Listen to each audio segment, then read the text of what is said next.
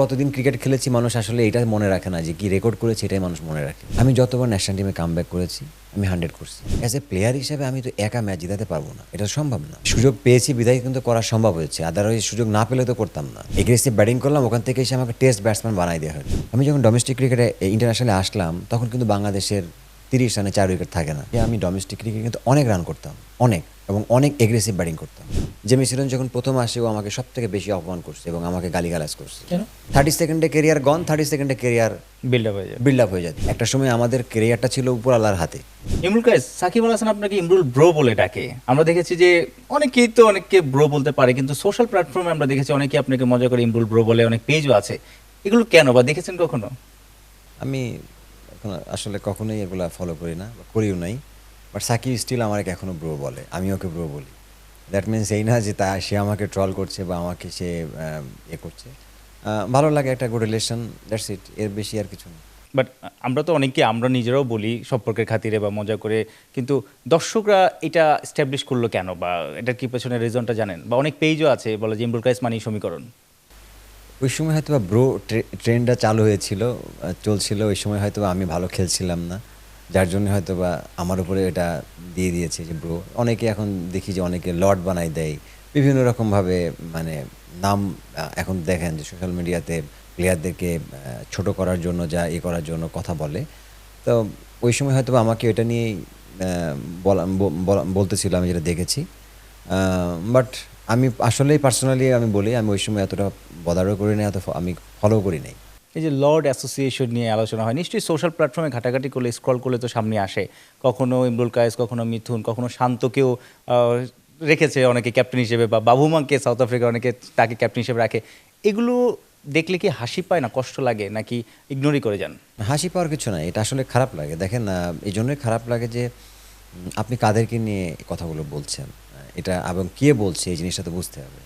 যারা বলছে তারা দেশের জন্য কতটুক আসলে কন্ট্রিবিউট করেছেন, বা যাদেরকে নিয়ে আপনি কথা বলছেন তারা কতটুকু কন্ট্রিবিউট করেছে, এটা আপনি যদি সমীকরণ মিলান তাহলে আপনি রেজাল্ট পেয়ে যাবেন।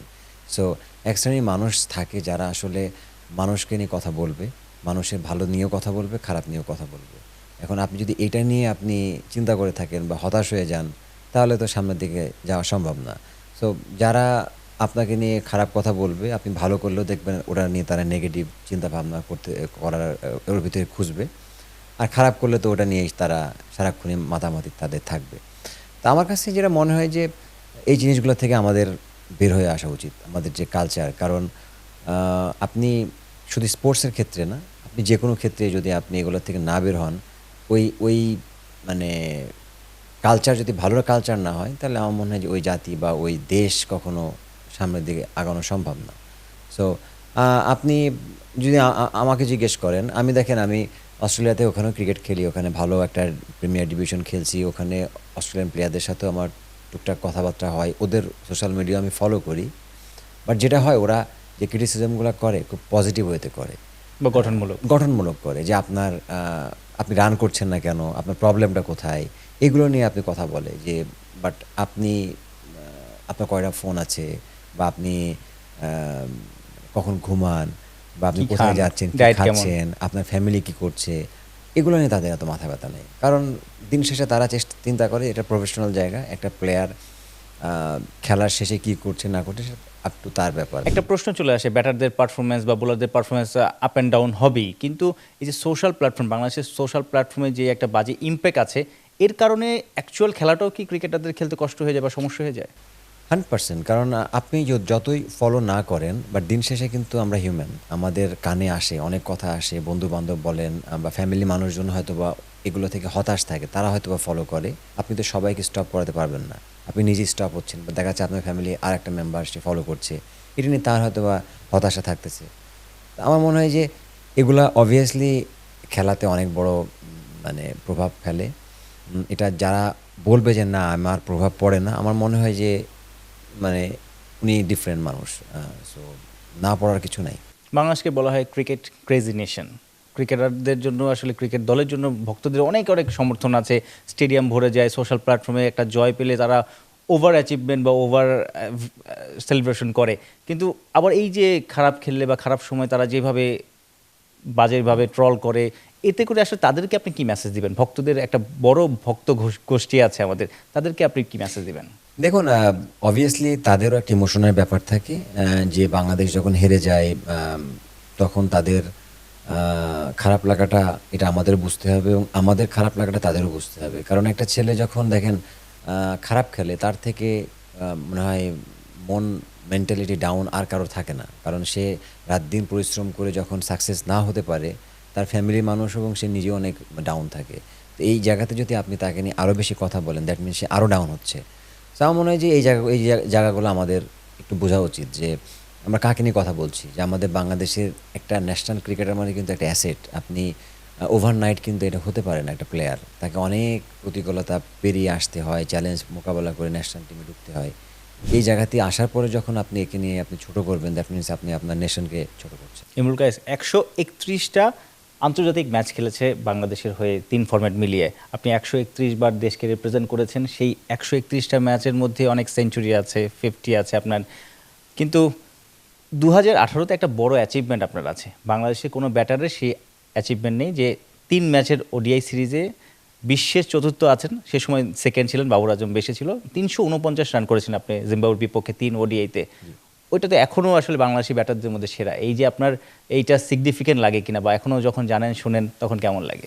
অবভিয়াসলি এটা তো খুবই একটা প্রাউডের ব্যাপার। কারণ আমি যখন আমার স্টুডেন্টদেরকে প্র্যাকটিস করাই, ওরা আমার প্রোফাইল ঘেটেই আসে আমার কাছে যে আমি কি খেলেছি, কোথায় খেলেছি। অস্ট্রেলিয়াতে? হ্যাঁ, ইভেন দো আপনি জানেন যে ইন্ডিয়ানরা যখন আপনার কাছে আসবে, ওরা কিন্তু আপনার সমস্ত বায়োডাটা তারা কিন্তু রিসার্চ করেই আসবে যে আপনি কোন লেভেলে ক্রিকেট খেলছেন, আপনার প্রোফাইল কি।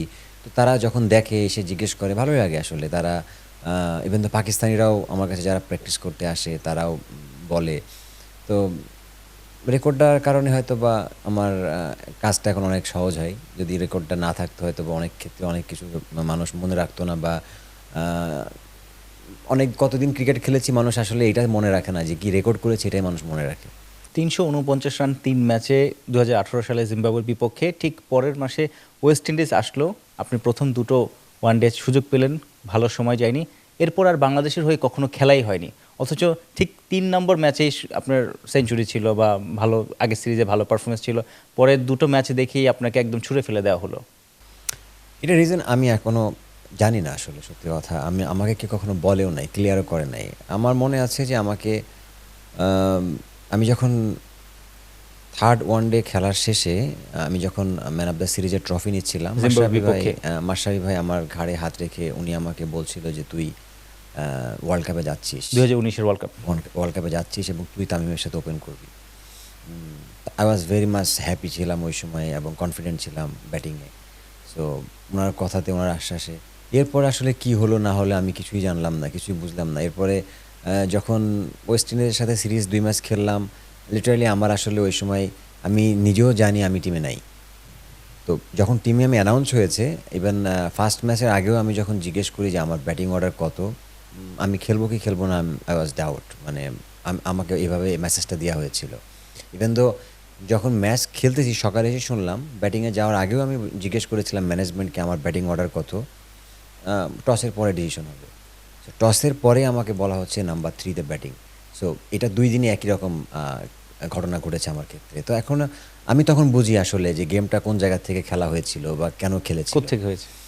হয়তো বা ম্যানেজমেন্ট বা উপর লেভেল থেকে হয়েছিল, আমাকে হয়তো বা চাচ্ছিল না যে আমি ক্যাপ্টেন ওয়ার্ল্ড কাপে মাশরাফি যাই। তো আপনার ঘাড়ে হাত দিয়ে বলেছিলেন যে আপনি বিশ্বকাপের ভাবনায় আছেন, অথচ ঠিক কদিন পরেই আপনি ওপেন থেকে চলে গেলেন, ওপেনিং থেকে ওয়ান ডাউনে। মানে এই আমার পরিবর্তনে ক্যাপ্টেন মেসেজটা মাশরাফিও কি কোনো উদ্যোগ নিতে পারেন? আমার মেসেজটা ছিল যে আমি আইদার নাম্বার 6-এ যদি ব্যাটিং করি তাহলে ম্যাচ খেলবো, না হলে আমি আর খেলবো না। আগের দিন আমার মেসেজটা এরকম ছিল। তো যখন ম্যাচের দিন আমি তো মেন্টালিটি ওইভাবে ছিলাম যে হয়তো বা যদি ম্যাচ নাও খেলতে পারি বা খেললে আমি নাম্বার 6-এ ব্যাটিং করতে পারি।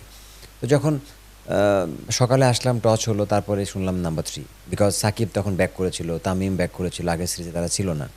সো এটাই আর কি। ওই সিরিজ দুইটাই ম্যাচে খারাপ করার পর হয়তো ওয়ার্ল্ড কাপের থেকে ছিটকে গেলাম এবং আমার ওয়ানডে ক্যারিয়ার শেষ হয়ে গেল। সে সময় মাশরাফি ক্যাপ্টেন ছিলেন, সাকিব আল হাসান ভাইস ক্যাপ্টেন ছিলেন, স্টিভ রোডস বাংলাদেশের কোচ ছিলেন। কিন্তু এই তিনজনের বাহিরে আসলে আর কে কন্ট্রোল করেছে?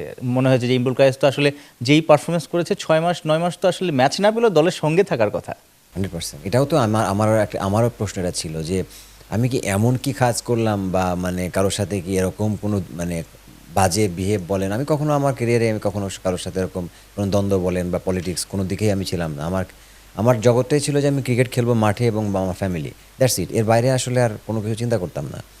বাট হ্যাঁ, মাশরাফি ভাই যখন বলল তখন আমি অনেক কনফিডেন্ট ছিলাম এবং আহ, আসলে এরপর কি হলো ভাই, আমাকে কোনো নির্বাচকরাও সঠিক কখনো মেসেজ দিতে পারে নাই যে ওনারা আমাকে তো রিজন দেখাবে যে সে তোমাকে। সময়ের প্রধান নির্বাচক মিনহাজুল আবেদিন নান্ন, নির্বাচক ছিলেন হাবিবুল বাশার সুমন, তাদের কাছে জিজ্ঞেস করেছিলেন বা তারা কিছু বলেছিল? কি তারা বলেছে? তারা মাথা নেড়েছে যে ঠিক আছে আমি দেখবো জানাবো, দ্যাটস ইট। এর বাইরে কিছু না। মানে আপনাকে বাদ দিল কোনো কারণ ছাড়াই নাকি কেউ? এটা এটা তো নট অনলি ভাই একবার আমার ক্যারিয়ারে হয়েছে, একবার আমাকে বাদ দিয়েছে। আর আমি আমার মনে আছে 2016-এ যখন ইংল্যান্ড টিম খেলতে আসলো ফতুল্লাতে, একটা প্র্যাকটিস ম্যাচ হচ্ছিল। তো ওই ইকুয়েশনটা এরকম ছিল যে আমি, আমার সাথে আরেকজন ব্যাটিং করছে, আমি যদি 50 করি আর উনি যদি 30 করে তাহলে ও চান্স পাবে। আমি যদি 100 করি, উনি যদি 50 করে উনি চান্স পাবে। আমি যদি 100 করি, উনি যদি খারাপ খেলে তাহলে আমি সুযোগটা পাবো। তো আল্লাহর কি কাজ, ওই দিন আমি এত ভালো ব্যাটিং করেছি, আমাকে কল করেছে এবং ওই দিনই আমাকে ফার্স্ট আপনার হাতুড়ি সিং আমাকে মাঠেই বলেছিল ফতুল্লাতে যে তুমি এই ইংল্যান্ডের সাথে 3টা ম্যাচ খেলবা আর নিউজিল্যান্ডে যে তুমি 3টা ম্যাচ খেলবা, 6টা ম্যাচ আমি তোমাকে কোনোদিন কখনো ড্রপ করব না, আমি তোমাকে একই জায়গায় খেলাবো, নাম্বার তুমি ওপেনিং ব্যাটিং করবে। আই ওয়াজ ভেরি হ্যাপি যে লাইফে ফার্স্ট টাইম এরকম একটা Confident সুযোগ দিয়েছে। পেলাম, কনফিডেন্স যে 6টা ম্যাচ আমি খেলার সুযোগ পাচ্ছি। তো এতটুকু বিশ্বাস ছিল যে 6টা ম্যাচের ভেতরে আসলে 1টা 2টা ম্যাচ তো বড় ইনিংস খেলতে পারবো। তো আল্লাহ পাকের রহমতে আমি ফার্স্ট ম্যাচে 100 করি ইংল্যান্ডের সাথে। ইংল্যান্ডের সাথে, সেকেন্ড ম্যাচে কত বেশি না 10-12 করেছিলাম, থার্ড ম্যাচে 47 করলাম, ওই সিরিজে হাইস্ট রান গেটার। এর পরের সিরিজে আমরা গেলাম হচ্ছে নিউজিল্যান্ডে, তার আগে আমরা অস্ট্রেলিয়াতে সিডনিতে একটা ক্যাম্প করলাম, তারপরে আমরা খেলতে গেলাম নিউজিল্যান্ডে। নিউজিল্যান্ডে যে আমিও সেম কাহিনী, আমি ওখানে সেকেন্ড হাইস্ট রান গেটার, 2টা 50 করেছিলাম, মুশফিক হাইস্ট রান গেটার ছিল। এর পরের সিরিজে আমরা গেলাম শ্রীলঙ্কায় 2017-তে। 17-তে, আমি ড্রপ, আমি টিমেই নাই, মানে টিমে ফার্স্টে ছিলাম মনে হয় না ছিলাম, বাট পরের দিকে আমি 11-এ নাই, বেস্ট ট্যুরে গিয়েছিলেন বাট ম্যাচ পাননি। বেস্ট 11-এ নাই। তা আমি কোচকে জিজ্ঞেস করলাম যে ওয়াই এম নট প্লেয়িং। তো বললো যে তোমাকে পিপলরা, তোমার উপরে মানুষের বিশ্বাস নেই। কোন মানুষ? I don't know, cricket operations না board president? Probably cricket operations বা প্রবাবলি বোর্ডের লোকজন, উনি আমাকে এভাবে বোঝাতে চেয়েছে। সে সময় তো ক্রিকেট অপারেশনস চেয়ারম্যান ছিলেন আকরাম খান। হ্যাঁ হয়তো বা আমাকে বলেছিল যে তোমার উপরে বিশ্বাস করতে পারে না যে তুমি ম্যাচ জিতাতে পারবে।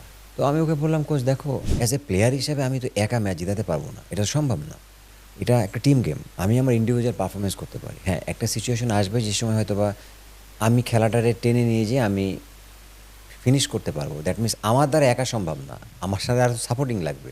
সো আমার প্রতি একা বিশ্বাস রাখা তো সম্ভব না। তো আমাকে যেটা বলা হলো যে তুমি ওয়েট করো, হয়তো বা আবার সুযোগ আসবে। তারপরে সিরিজ ওখান থেকে আসার পরে বাদ পড়ে গেলাম। তো আসলে এইভাবেই ধরেন আমার, আমি আমি বলছি না যে আমি সুযোগ পাই নাই, অবভিয়াসলি আমি প্রথমের দিকে সুযোগ পেয়েছি। তখন বাংলাদেশের আসলে আইসিএলে যখন সবাই চলে গেল, বাংলাদেশের প্লেয়ার ছিল না, তখন আমাকে সুযোগ দেওয়া হয়েছিল প্রথমের দিকে। 2008-এ আপনার যখন ডেবিউ। 8-এ ডেবু হলো। এরপর সাউথ আফ্রিকা আমার জন্য, সাউথ আফ্রিকা ট্যুরটা অনেক টাফ ট্যুর ছিল, কারণ আমি আসলে নিউ একদম ওখানে। আমার টেস্ট ডেবু হলো, ভালো খেললাম না, আসার পরে ওয়ানডে থেকে বাদ পড়লাম। আবার ডোমেস্টিকে অনেক রান করার পরে যখন ব্যাক করলাম, তখন 2009-এ সম্ভবত আমি ট্রাই নেশনে একটা ইন্ডিয়ার সাথে 70 করলাম।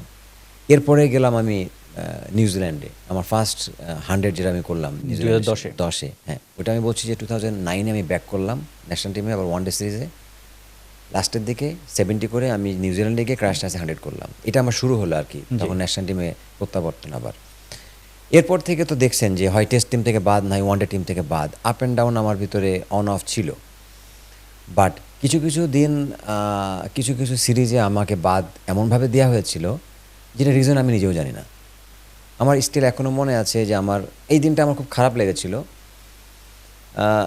একটা এশিয়া কাপ হয়েছিল, আপনাদের মনে আছে যে আনামুল হক বিজয় একটা 100 করেছিল 14-তে। 14-তে, রাইট? 14-তে, ইয়েস। হ্যাঁ। তার আগে আমি অনেকদিন টিমের বাইরে ছিলাম। আমি ইংল্যান্ড লায়ন্স টিম খেলতে আসছিল বাংলাদেশে, ওদের সাথে আমি অনেক একটা 100 করলাম, অনেক রান করলাম, আমাকে টিমে আবার সুযোগ দিল।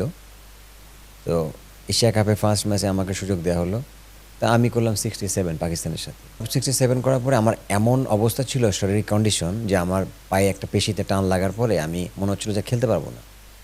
বাট 2 দিন রেস্ট ছিল। সেকেন্ড দিন, নেক্সট দিন আমি অনেক ব্যথা ছিল, বাট খেলার আগের দিন আমি অনেকটা রিকভারি করেছি। এবং ম্যাচে আমি যখন গেলাম, যাওয়ার মুহূর্তে আমাকে তখন আমাদের ভিভ সিং নামে একজন ফিজিও ছিল, উনি আমাকে বলল যে আর ইউ ফিট? আমি ইয়েস, বিকজ আমি রাত্রে অনেকগুলো পেন কিলার খাইছিলাম। পেন কিলার খেয়ে আমার পেইনটা আমি রিলিভ করেছিলাম যে আমার ম্যাচ খেলতে হবে। সকালে যখন আমাকে নিয়ে ফিটনেস টেস্ট নিচ্ছে, I am fine, absolutely fine. আমি Fitness test a fitness pass test করছেন। দিলাম, পাস করলাম, আমার কোনো ব্যথা নাই, আমি ফিল করতেছি না। তখন আমি ওকে বললাম যে I am fine, I am ready to play. তো ও আমাকে বলছে sorry Matt, we can't pick you. Why? মানে সেটা ফিজিও বলতে পারে? আমাকে উনি পার্সোনালি ডেকে বলছে আচ্ছা। যে আমরা তোমাকে আসলে পিক করতে পারি না। কেন? বলছে এটা আমার কল না, এটা ম্যানেজমেন্টের কল। মানে ম্যানেজমেন্ট কি তাকে শিখিয়ে দিয়েছে তুমি এটা বলবা? I don't no. আমি এই লেভেলে খেলা হতো সব তখন? কেন মাইট? আমি তো প্লেয়ার, আমি আগের দিন রান করলাম। তুমি জানো আমার একটা কেরিয়ারের জন্য কত বড় ইম্পর্টেন্স। কারণ আমি আগে এতদিন পর ব্যাক করছি টিমে, আমি রান করলাম। এরপরে আমি তোমাকে শুধু বলছি যে আমি একটু প্রবলেম আছে, এবং তুমি ম্যানেজমেন্টকে জানিয়েছো। বাট সেকেন্ডলি আমি যখন ফিটনেস টেস্টে পাস করলাম, তারপরে তো আমি অ্যালাউ টু প্লে না। তুমি কেন আমার এরকম করতেছো? বলছি এটা this is not my call mate, you just talk to your management. আমি তখনই বুঝছি যে দেয়ার সামথিং রং। তো তারা অন্য একটা প্লেয়ারকে খেলালো। তো আসলে দেখেন, মানুষ অনেক ভাবে যে আমি আসলে সুযোগ পেয়েছি অনেক। অবভিয়াসলি আমি সুযোগ পেয়েছি, আমি অস্বীকার করছি না, কিন্তু সুযোগগুলো কীভাবে হয়? আমি যতবার ন্যাশনাল টিমে কামব্যাক করেছি, আমি 100 করছি। 100 করার পরে আবার একটু ডাউন, একটু খারাপ খেলছি, আবার বাদ পড়ে গেছি, স্টিল বাদ পড়ে গেছি। নট অনলি যে টিমের সাথে থাকতাম, একটা ছেলে যখন টিমের সাথে থাকবে ও ওই জায়গাটা থেকে আবার কামব্যাক করার সুযোগ পাবে। কিন্তু যখন আপনি বাদ পড়ে যাবেন টিম থেকে, আপনি ডোমেস্টিকে গিয়ে আপনাকে আবার প্রুভ করতে হবে, প্রুভ করে আপনাকে আবার কামব্যাক করতে হবে। তো এরকম আমার ক্ষেত্রে 6 থেকে 7 বার হয়েছে। কিন্তু কখনো কারণ জানতে চান? আমি কখনো কারণ জানতে চাই নাই। একটা ভয় কাজ করতে হয়তো, বা কারণ জানতে চাইলে হয়তো বা Mind করবে কিনা? মাইন্ড করবে, বা আবার আমার কেরিয়ারটা হয়তো বা পুরো শেষ হয়ে যাবে। কারণ বাংলাদেশের কালচার তো জানেনি যে এখানে তো সবাই একটু তেলায় চলতে হয়।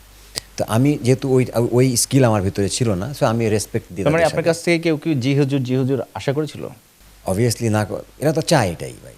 যারা ছিলেন তারা তো এটাই চাইতেন যে আমাদের কাছে আসুক, আমাদেরকে বলুক ভাইয়া জি এমক তমক, স্যার বলতে হবে। এটা আসলে এই কালচারটা মাঝে খুব বেশি হয়েছিল। তো আমার আসলে খুব খারাপ লাগছিল ওই দিন। আমি রুমে এসে আমি অনেক কান্নাকাটি করছিলাম। এটা কত সালে? 2017? 14 কথা বলছি। 14 যে এশিয়া কাপের সময়। আমি খুব কান্নাকাটি করতেছিলাম যে আসলে এত কষ্ট করে ফার্স্ট ম্যাচ এতদিন পর সুযোগ পেলাম, ভালো খেললাম, এবং খেলার পরে আবার বাদ পড়ে গেলাম, জানি না আবার কবে সুযোগ দিবে। এরপরে 15-এর ওয়ার্ল্ড কাপের আগে একটা সিরিজ হয়েছিল জিম্বাবুয়ের সাথে। আমি ওই সিরিজে ভালো খেলেছিলাম, বাট ভালো খেলেও আমাকে পিক করা হয়েছিল না এতে। মানে বিশ্বকাপ স্কোয়াডে ছিলেন না? করেছিলাম না, বিজয় আর সম্মুখে নিল। তো আমি ডোমেস্টিকে যখন ব্যাক টু ব্যাক 100 করলাম 4 ডে ক্রিকেটে, তখন ওই সময় বিজয় ইনজুর, তখন আমাকে আবার কল করলো। তো এইভাবে তো ভাই ক্রিকেট খেলা সম্ভব না। আপনি তো গোল সেট করতে পারেন, আপনার এটা কখনোই মানে সম্ভব না। ফ্রেমও সেট করতে ভেরি পারেন না। মাচ থ্যাঙ্কস তামিম ইকবাল, যে ও একদিন নিজেই আমার কাছে একদিন স্বীকার করছিল। আমার কথাটা শুনে না খুব ভালো লাগছিল, এবং ওর প্রতি আমার একটা রেসপেক্ট ক্রিয়েট হয়েছিল। যে আমাকে একদিন বলতেছে, দোস্ত তুই যেভাবে ক্রিকেট খেলিস, এইভাবে হয়তো আমি থাকলে পারতাম না। আমি কখনোই, তুই মেন্টালি হয়তো অনেক স্ট্রং, অনেক টাফ, এই জন্য হয়তো তুই এই জায়গাটাকে তুই অ্যাডজাস্ট করতে পারিস, এটা অসম্ভব। তো আমি না ওই দিনের পর থেকে আমার খুব ভালো লাগছিল যে ও একটা কথা অ্যাটলিস্ট ও জিনিসটা ফিল করছে, ভাঙা গড়ার ব্যাপারটা। ভাঙা গড়ার ব্যাপারটা। কারণ ও আমার জায়গায় থাকলে হয়তো বা ও ভেঙেই যেত। ওই ভেঙেই যেত। তো আসলে আমরা তো ধরেন মফস্বল এলাকা থেকে আসছি, আমাদের তো আসলে ওই আমাদের হয়ে যে একটা মানুষ কথা বলবে, ওই মানুষটা তো আমাদের কেউ নাই। আমাদের এতটুকু মেন্টালিটি ছিল যে আমি ভাই যতদিন ভালো খেলবো ততদিন আমি ন্যাশনাল টিমে খেলতে পারবো, ভালো না খেললে আমারে ইমরুল কায়েসকে নেন বা একটা সুযোগ দেন, এই বলার মতো মানুষটা কেউ নাই। সো এদিক থেকে বলবো আমরা একটু আনলাকি, যেটা এখনকার প্রজন্মে অনেক ছেলেরা অনেক লাকি। আমি বলবো যে এরা মাঝে অনেক ভালো, অনেক খারাপ খেলতে খেলতেও তাদের কেরিয়ারটা কিন্তু বিল্ড হয়ে গেছে, যে তারা ওই অপরচুনিটিটা পেয়েছে। তো এটা এটা আমি বলবো এটা এটা একটা ভালো জিনিস, এটা খারাপ না। কারণ আজকে যদি তাদেরকে সুযোগ না দেওয়া হতো, তাহলে আজকে বাংলাদেশ টিম স্টাবলিশ তারা হতে পারতো না। সো এই জিনিসটা সবার ক্ষেত্রে হওয়া উচিত। আপনি ক্যারিয়ারে কতবার বাদ পড়েছেন ন্যাশনাল টিম থেকে? থেকে 9 বার। 2 ফরম্যাট মিলিয়ে। প্রবাবলি। কদিন আগে দেখব নুরুল হাসান সোহান একটা ইন্টারভিউতে বলেছেন সে মনে হয় ক্যারিয়ারে 30-40 বার ন্যাশনাল টিম থেকে বাদ পড়েছেন, ঢুকেছেন। হয়তোবা ওর ক্ষেত্রে ও হয়তোবা মনে রেখেছে, এবার আমি তো জানি না। আপনি তো মনে হচ্ছে প্রতি বছরই বাদ পড়তেন কারণে অকারণে। দেখুন এখন তো অনেক খেলা, অনেক হিউজ পরিমাণ এখন সিরিজ হয়, বাট আমাদের এক সময় 2008-9-এর দিকে তো এত বেশি সিরিজ হতো না। আমরা বছরে টেস্ট খেলতাম 3-4টা, ওয়ানডে খেলতাম। আমার মনে আছে আমি হাইয়েস্ট ওয়ানডে খেলেছি 2007-এ, সরি 2010-এ, 27 ওয়ানডে, ওইটা আমি হাইয়েস্ট খেলেছিলাম। এরপর থেকে আর কেরিয়ার আসলে ওইভাবে কখনো সুযোগ হয় নাই। বাট ওই বছর তো আমি বাংলাদেশ টিমের হয়ে হাইয়েস্ট রান গেটার ছিলাম, প্রবলি এশিয়ার ভিতরে 4 নম্বর 2010-এ 2010-এ। ফার্স্ট সেঞ্চুরি ওই বছর হ্যাঁ, আসে। সো আমি সুযোগ পেয়েছি বিধায় কিন্তু করা সম্ভব হয়েছে, আদারওয়াইজ সুযোগ না পেলে তো করতাম না। তো ওই সময় তো অনেকে খেলেছি, সুযোগ তো ওইটা তো করতে পারে নাই। তো আমি এটা বিশ্বাস করি যে আমি বাংলাদেশ টিমে আমার আরও অনেক কিছু দেওয়ার ছিল অনেস্টলি, কারণ আমি যে সময়তে ক্রিকেটটা, ইন্টারন্যাশনাল ক্রিকেটটা কেউ একটু দেরিতে বোঝে, আবার কেউ একটু লেটে বোঝে। বাট আমি যখন বুঝেছি হয়তো তখন আমার ভালো কিছু দেওয়ার সময় ছিল, বাট আমি ওই জায়গা থেকে ওই সাহসটা পাননি টিম ম্যানেজমেন্ট থেকে। পাই নাই, এবং ওই জায়গা থেকে আমি মানে আমাকে বাদ দেওয়া হয়েছিল, যার জন্য আসলে আরও হয়তো বা 2 থেকে 3 বছর আমি প্রিটি মাচ কনফিডেন্স ছিলাম যে আমি 2019 থেকে প্রবাবলি 2023 ওয়ার্ল্ড কাপ পর্যন্ত আমি ভালোভাবে টানতে পারতাম। কিন্তু 2019 ওয়ার্ল্ড কাপেই আপনারা তারা আমাকে চিন্তা বাদ করেনি। দিল, হ্যাঁ 19 ওয়ার্ল্ড কাপে যখন আমাকে বাদ দিল তখন আমার আসলে আমার বাংলাদেশ টিম নিয়ে বা বাংলাদেশ টিমের আমার ফিউচার নিয়ে আমার ক্লিয়ার মেসেজ আমি তখন বুঝে গেছি যে আসলে আই এম ডান।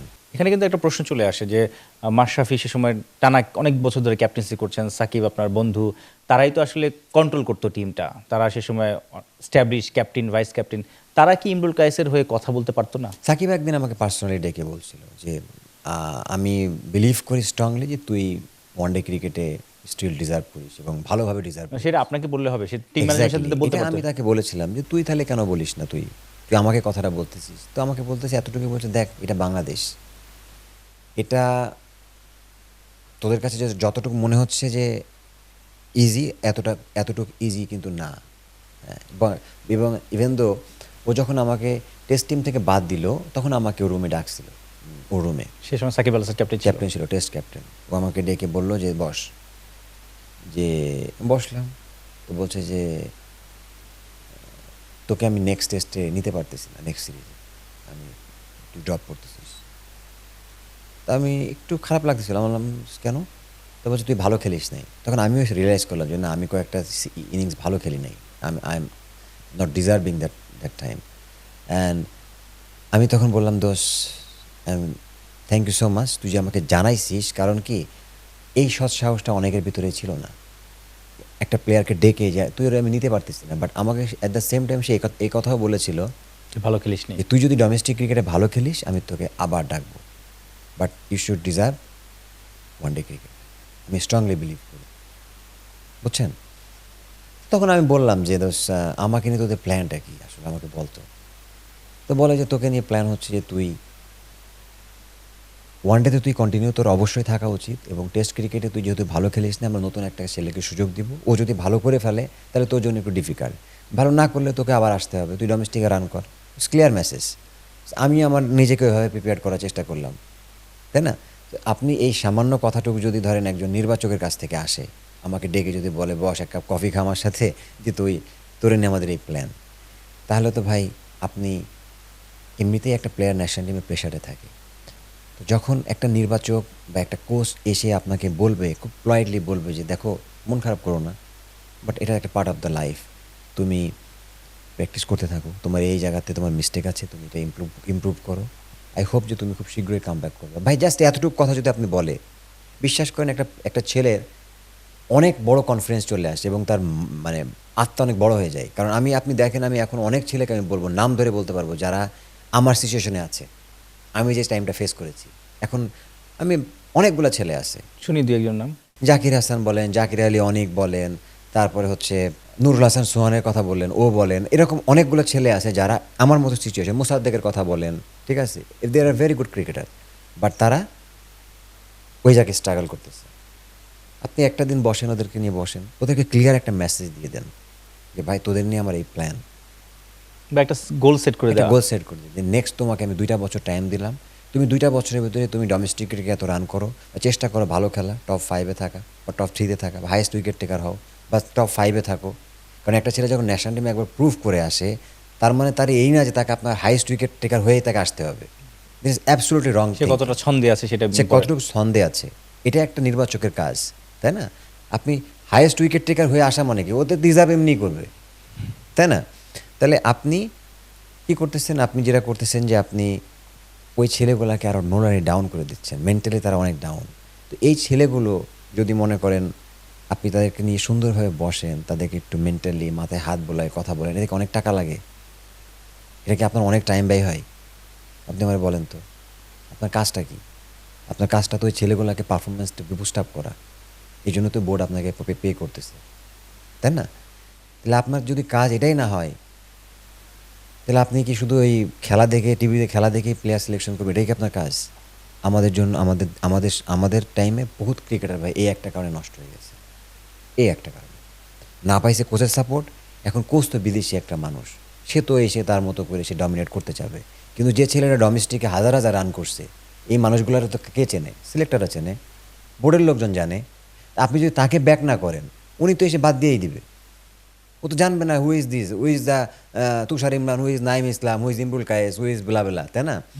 আমি যে কি করছি এতদিন ধরে ডোমেস্টিক ক্রিকেটে বা আমার দেশের জন্য, বা আপনি ওই সিচুয়েশনগুলোতে কিভাবে ওভারকাম কিভাবে করেছেন? ওভারকাম করছি, আমি এত রান করে আসলাম ন্যাশনাল টিমে এসে, আপনি আপনাকে একটা ম্যাচ সুযোগ দিলেন, বা আমার রানিং ভালো লাগতেছে না, আমার বডি ল্যাঙ্গুয়েজ ভালো লাগতেছে না, আপনি আমার বাদ দিয়ে দিচ্ছেন, তো এটার জন্য ফাইট কে করবে? নির্বাচকরা, 100%। Cricket operation. আপনি বলেন তো, আমাদের ওই সময় একটা ছেলের জন্য কি কাজটা করা হয়েছে? তাহলে আমার গার্ডসটা কোথায়, আমার ক্যারেক্টারটা কোথায়?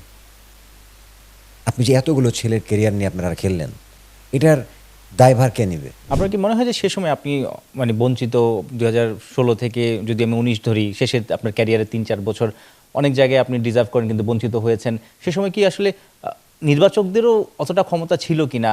মাশরাফি সাকিবদের ক্যাপ্টেন ভাইস ক্যাপ্টেনরা তো আসলে অনেক কিছু বলতে পারতো না বাংলাদেশের কালচার বলে।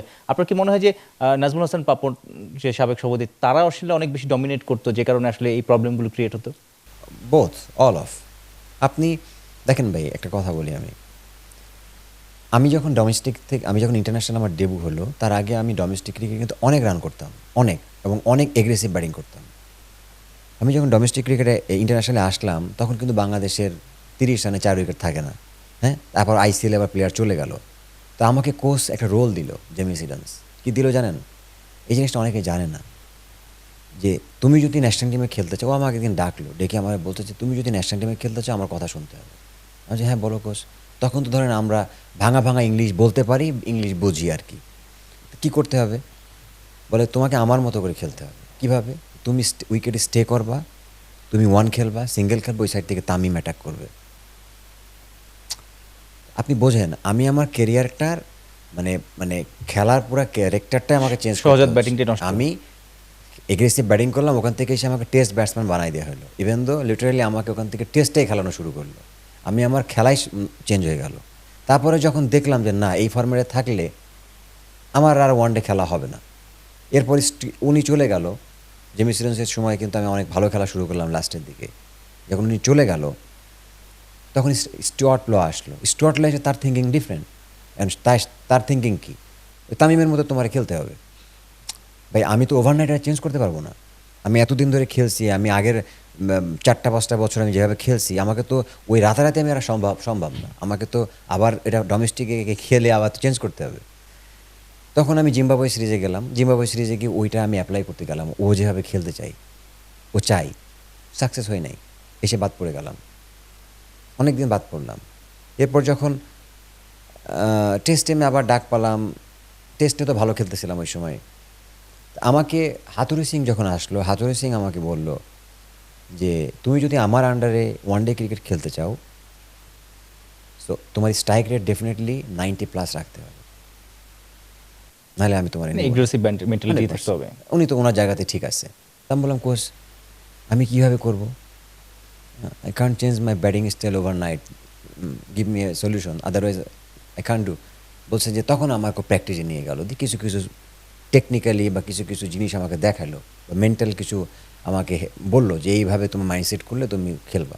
এক্স্যাক্টলি আমি 1 মাস ভাবে ট্রেনিং করলাম। 2015 থেকে 2019 পর্যন্ত, না 18 পর্যন্ত আমি যেন ন্যাশনাল টিমে ওয়ানডে খেলেছি। আপনি আমার স্ট্রাইক রেটটা দেখেন কত ছিল, সেই সময় আপনার বেশি সাকসেস ছিল। মোর দ্যান 90-র উপরে। কারণ আমি তখন আমার রোলটা আমি বুঝতে পেরেছিলাম যে আমি কীভাবে খেলবো। আপনি যখন ন্যাশনাল টিমে আপনার রোলটা না বুঝবেন, তা আমার ক্যারিয়ারে আমার রোলটাই আসলে বুঝি নাই। যখন ওয়ানডে খেলা শুরু করছি তখন টেস্ট প্লেয়ার বানাই দিচ্ছে, যখন টেস্টের নামছি তখন টেস্টের থেকে তো মনে করেন আরও টেস্ট প্লেয়ার হয়ে গেছি, আবার যখন ওয়ানডেতে আসছি, হ্যাঁ, তখন আবার রোল চেঞ্জ করতে হয়েছে। সো এই যে সুইচ করা, এই করতে করতেই কিন্তু ক্যারিয়ার অর্ধেক শেষ। সো এই জিনিসগুলো ভেরি ভেরি ইম্পর্টেন্ট, যে এই জন্য হচ্ছে যে যারা ওই দায়িত্বে থাকেন একটা প্লেয়ারকে নিবে বা তাকে ক্লিয়ার মেসেজ দিবে। টিমের মধ্যে পপুলার হওয়ার উপায় কি? মানে আপনি তো পারফর্ম করতেন, আরো অনেকেই পারফর্ম করতো, অন্যরা হয়তো আপনার থেকে কখনো 19-20, আসলে খুব যে আহামরি পার্থক্য ছিল তাও না, কিন্তু অনেকে হয়তো বেশি সুযোগ পেত, আপনি কম সুযোগ পেতেন, কারণে অকারণে বাদ পড়তেন। টিমের মধ্যে পপুলার হওয়ার, সেটা team management, coach, cricket operations প্রধান বা সে সময় বোর্ড প্রধান যারা ছিলেন তাদের কাছ থেকে আসলে পপুলার হওয়ার সুযোগ কিভাবে হয়? আপনি ভেরি গুড কোশ্চেন, একটা প্রশ্ন করেছেন আমাকে। পপুলার হওয়ার মেন উদ্দেশ্য হচ্ছে বা মেন ছিল হচ্ছে, দেখেন আমরা তো ভাই আসছি মফস্বল এলাকা থেকে। প্রথমত আমরা ওই রকম ওয়েল এডুকেটেড, মানে যতটুকু আমার মানে গ্র্যাজুয়েশন করার এতটুকুই, বাট অ্যাজ এ প্লেয়ার হিসাবে ধরেন ফ্লুয়েন্টলি ওই সময় ইংলিশ বলাটা আমাদের পক্ষে আসলে সম্ভব ছিল না। আমরা ইয়েস মানে যতটুকু বোঝানো, যতটুকু বোঝার, এখন যেমন আলহামদুলিল্লাহ আমাদের সমস্যা হয় না, বাট তখন তো সমস্যা ছিল। তো ওই সময় কোচদেরকে আমরা হয়তো ওর কথা বুঝতাম কি জানি না, বা বোঝাতে পারতাম না কি, এটাই সবচেয়ে বড় প্রবলেম ছিল, বা ওদের চাওয়াটা কি ছিল এটা। নাম্বার 2 যেটা হয় যে প্রত্যেকটা কোচ এসে কি খোঁজে জানেন? কে বেশি ফিট, কে বেশি বেশি ফাস্ট রানিং করে, কে বেশি দৌড়ায়, বলের পিছে কে বেশি দৌড়াচ্ছে, এইগুলা চিন্তা করে। এই কালচার তো শুরু হলো হচ্ছে লাইক লাইক 4 থেকে 5 বছর হলো বাংলাদেশে। তার আগে তো ধরেন ওই কালচার ছিল না, তাই না? এত ফিটের ব্যাপার ছিল না তখন, পারফর্মটাই সবাই ছিল।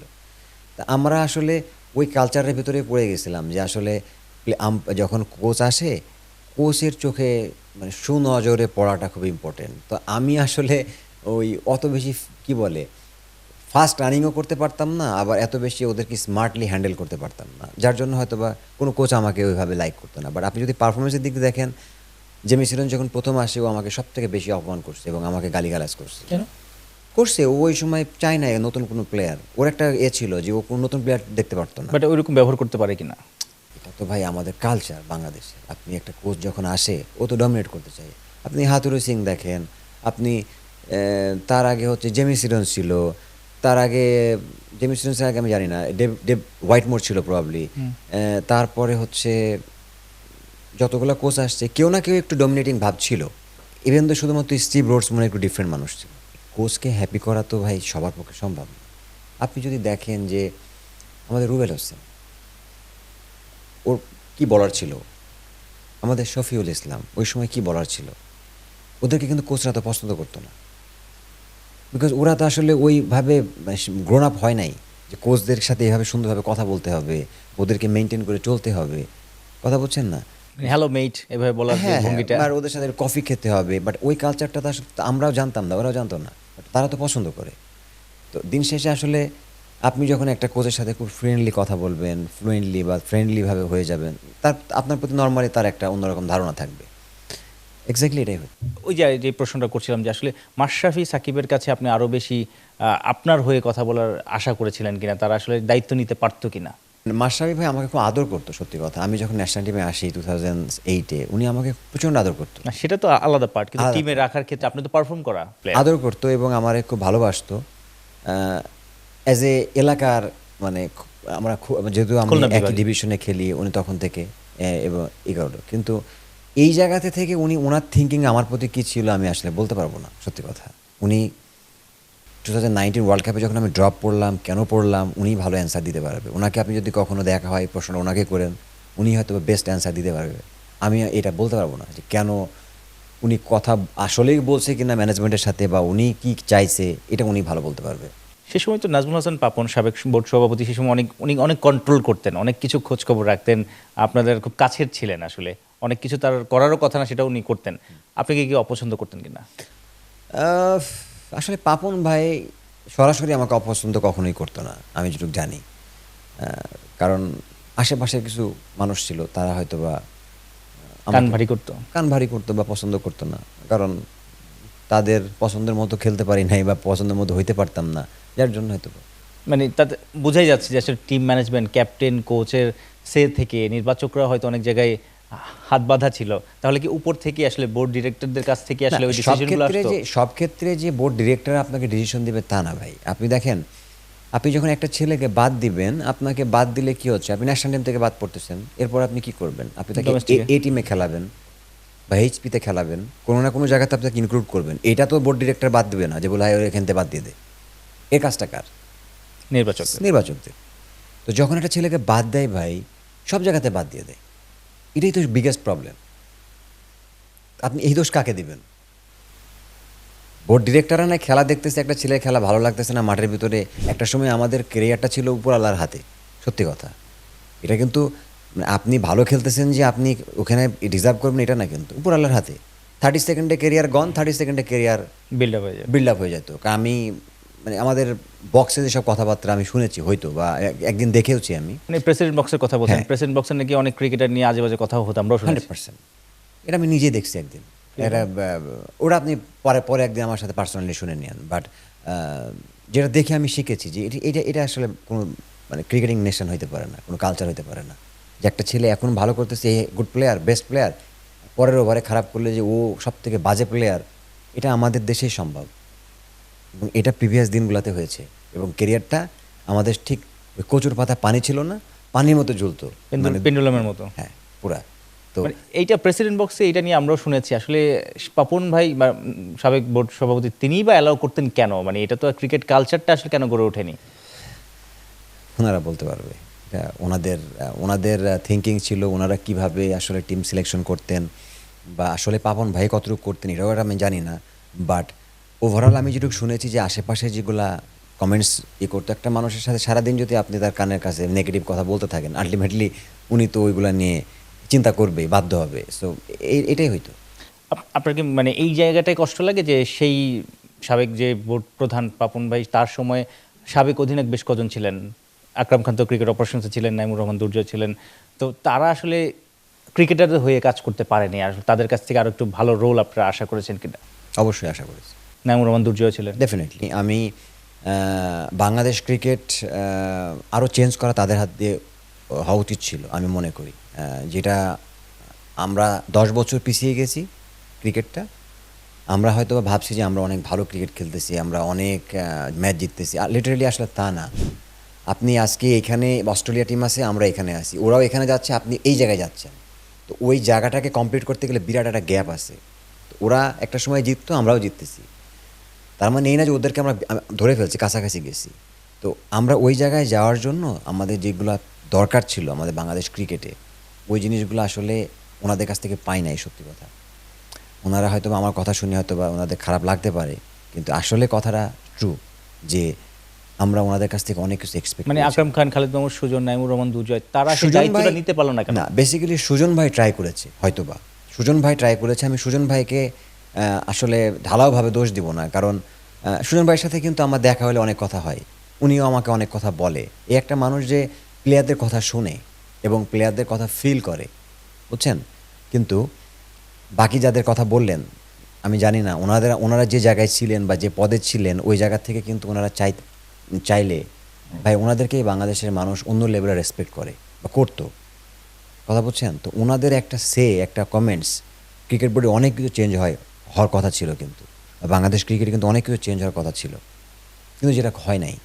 ওনারা আসলে নিজেদের কারণে, ব্যক্তিগত কোনো প্রবলেমের কারণে হোক বা না হোক, বা কনফ্লিক্ট অফ ইন্টারেস্ট হবে, এটার কারণে ওনারাই বলতে পারবেন।